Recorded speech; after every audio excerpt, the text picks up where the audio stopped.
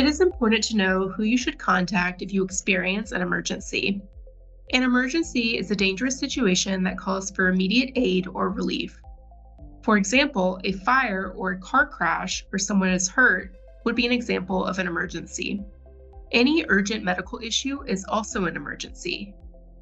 If you are experiencing an emergency, you should call 911. If you do not yet have the English vocabulary to explain the problem, don't worry. Law enforcement has a language interpretation service. You need to tell them what language you speak so they can help you. If you do not have a phone, you can visit these places to get help: a police station, an urgent care, an emergency room, or a firehouse.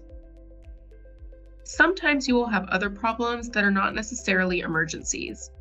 For example, your neighbor is playing loud music late at night, or your car is broken into. These are examples of non-emergencies. To get help with these issues, you will call the non-emergency line according to your address. For Washington County, 503-629-0111. Clackamas County, 503-655-8211. And Multnomah County, 503-988-6700. Remember that all law enforcement services are free. Law enforcement officers cannot accept bribes or gifts according to U.S. law. In general, police can be a helpful point of contact if you are experiencing an emergency. If you ever experience an emergency, call 911. 911 will be your first point of contact in an emergency situation. There are other times where police may approach you, and it is important to know what your rights are and how to communicate with police in the United States. Let's walk through a few scenarios about the police. Scenario 1. I've been stopped by the police in public.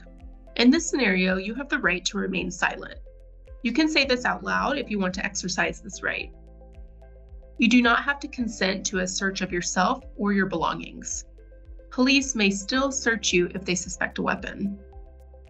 If you are arrested, you have the right to a government-appointed lawyer if you cannot afford one.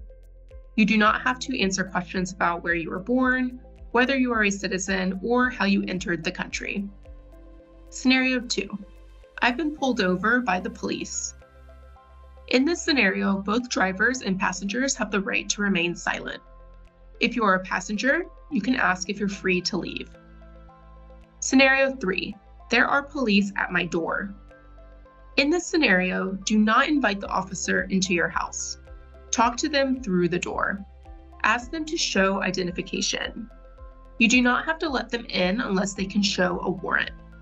Even if they have a search warrant, you have the right to remain silent. In the last scenario, I have been arrested by the police. In this scenario, you have the right to remain silent. You have the right to ask for a lawyer immediately. Do not say anything, sign anything, or make any decisions without a lawyer.